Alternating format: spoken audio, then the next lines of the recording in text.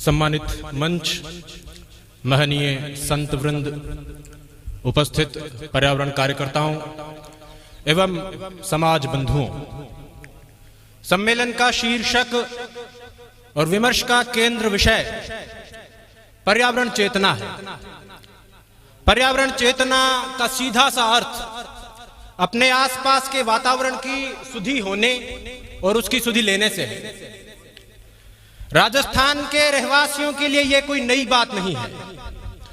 राजस्थान में प्रकृति अपने अस्तित्व का एहसास अनायास करा देती है और प्रकृति के साथ सामंजस्य बनाए बिना, कुदरत के साथ तारतम्यता बिठाए बिना जिंदा रहने की कोई तरकीब, कोई तरीका काम नहीं करता। राजस्थान के लोग ये बात रियो डी जनेरियो के सम्मेलन और स्टॉकहोम के कन्वेंशन से बहुत पहले समझ चुके हैं।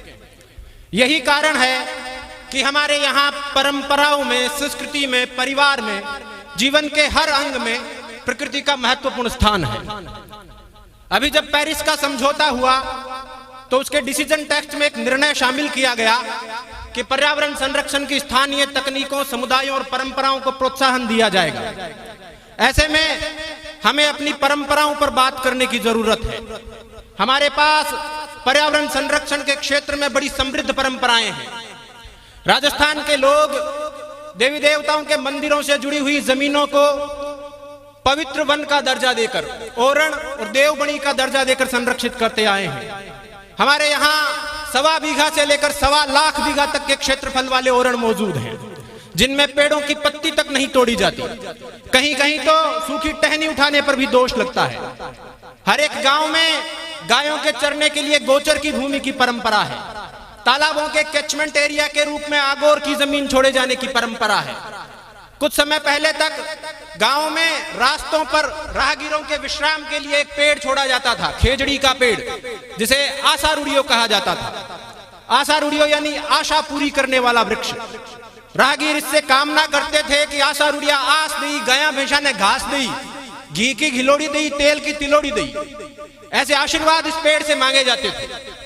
पथवारी की और पानी ढाल की रस्में, गांव में वैशाख सींचने का रिवाज, चौपालों पर बड़गट्टे, पीपलगट्टे लगाने का विधान, पेड़ों को चुनरी ओढ़ाने की परंपरा, ये सब पेड़ों के संरक्षण और संवर्धन की स्थानीय तकनीकें हैं।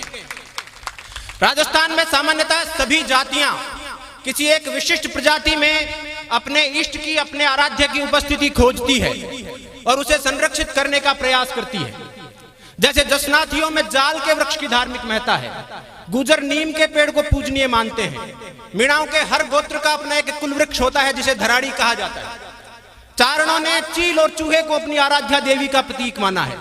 इसी तरह देवासी समाज के लोग ऊंटों को बच्चों की तरह पालते हैं, उनकी नस्लें बचाते हैं। जाटों के और राजपूतों के अनेक योद्धा गायों के लिए बलिदान हुए हैं और लोक देवताओं के रूप में पूजे गए हैं। नीम को नारायण, पीपल को प्रजापति और शमी को शंकर मानने की, पूजने की परंपरा हर जाति में विद्यमान है। ओरण गोचर सभी जातियों के होते हैं। जल जो कि जीवन का आधार है, राजस्थान में इसकी रजत बूंदों के संरक्षण में बंजारों की और नगर सेठों की क्या भूमिका है, ये मरुस्थल के लोग बहुत अच्छे से जानते हैं। हर एक गांव में इनके बनवाए हुए कुएं और तालाब आज भी मौजूद हैं। और प्रकृति से प्रेम की परंपराओं में सबसे उल्लेखनीय जो समाज है वो बिश्नोई समाज है। रूखों का रखवाला, पर्यावरण का पहरेदार। संयोग से मेरा रक्त संबंधित समाज से है। हमारे समाज के लोग जितने भी रीति रिवाजों का पालन करते हैं वो किसी न किसी मायने में पर्यावरण संरक्षण से जाकर जुड़ते हैं। गुरु जाम्बो जी की शिक्षाओं के कारण खेजड़ी से और हिरण से जो हमारा स्नेह का नाता बना है वो सब लोग जानते हैं। हमारे गांव वन्य जीवों के अभयारण्य हैं, हमारे घर इनके औषधालय हैं। हमने पेड़ों का मानवीकरण किया है, हमने पेड़ों को अपने परिवार का अंग माना है। शिव कुमार बटालवी साहब की एक पंजाबी कविता है। हालांकि मेरा पंजाबी का उच्चारण खराब है, लेकिन मैं इस कविता को सुनाने का लोभ इसलिए नहीं छोड़ पा रहा हूं क्योंकि मुझे लगता है कि ये हमारे भावों को बड़ी सुंदरता से चित्रित करती है। कविता कुछ यूं है कि कुछ रुख मैनू पुत लगदे ने, कुछ रुख लगदे मावा, कुछ रुख नूहा धिया लगदे, कुछ रुख वांग भरावा। यानी कि कुछ पेड़ मुझे अपने पुत्रों की तरह प्रतीत होते हैं, कुछ पेड़ों में मुझे मां नजर आती है, कुछ पेड़ मुझे अपनी बहुओं बेटियों जैसे लगते हैं और कुछ पेड़ों में मुझे भाई दिखाई देता है। कुछ रुख मेरे बाबे वाकण पत्थर टावा टावा, कुछ रुख मेरी दादी वर्गे चूरी पावण कावा। यानी कि कुछ पेड़, बूढ़े पेड़, कम पत्तियों वाले पेड़ मुझे अपने दादा जैसे दिखते हैं। कुछ पेड़ मुझे कौओं को चूरी खिलाती अपनी दादी की याद दिलाते हैं। कुछ रुख यारा वर्गे लगदे चुम्मा ते गड़ लावा, कुछ रुख मेरा जी करदा है कुछड़ चुक खिडावा। कुछ पेड़ों को देखकर मुझे अपने यार याद आते हैं, दोस्त याद आते हैं, उनके गले लगने का, चूमने का मन करता है। और कुछ पेड़ों को देखकर, छोटे पेड़ों को देखकर मेरा दिल करता है कि मैं उनको गोद में उठा लूं और उनके साथ खेलने लगूं। स्नेह के ये भाव, आत्मीयता के ये भाव खेजड़ली बलिदान जैसी घटनाओं को शक्य बनाते हैं, संभव बनाते हैं। आत्मीयता के ये भाव, स्नेह के ये संबंध जोधपुर राज्य के खेजड़ली गांव की एक साधारण महिला अमृता देवी बिश्नोई को असाधारण बनाते हैं। उसे वो ऊर्जा प्रदान करते हैं कि लाव, लश्कर और लवाजमे के साथ आए अपने राज्य के दीवान गिरधरदास भंडारी के सामने खड़ी होकर उद्घोष कर सके कि सर सांटे रूख रहे तो भी सस्तो जान, हमें क्या सर काटने का डर दिखाते हो, सर कट जाए और ये पेड़ बच जाए तो बड़ा सस्ता सौदा है।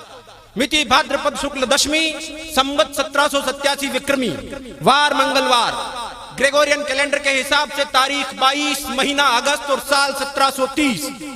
इस दिन आत्मीयता के इन भावों ने, स्नेह के इन संबंधों ने एक पूरे समुदाय में यह साहस भरा कि वो पेड़ काटने के विरुद्ध अपना बलिदान दे सके। उस रोज 294 पुरुष और 69 स्त्रियां यानी कुल 363 लोग पेड़ों के लिए शहीद हुए। और कटने वालों की कतार और भी लंबी थी। कटने वालों के सिर नहीं रुके थे, काटने वालों के हाथ थके थे, उनके अंदर का राम जगा था, तब जाकर इस नरसंहार पर विराम लगा था। आज इस घटना को 290 साल बीत चुके हैं। ये 21वीं सदी का 21वां साल है। अब विरोध के लोकतांत्रिक तरीके प्रभावी होने लगे हैं। सरकारें इस क्षेत्र में बहुत अच्छा काम करने लगी है। मंच पर हमारे नीति निर्मातागण बैठे हैं। इनकी नीतियां, सरकारों के प्रयास बहुत सराहनीय हैं। लेकिन जैसा विनोबा भावे कह गए थे कि असरकारी असरकारी, सरकारों के साथ साथ अगर समाज, ऐसी संस्थाएं और जनता प्रयास करती है तो ये प्रयास ज्यादा असरकारी सिद्ध होंगे।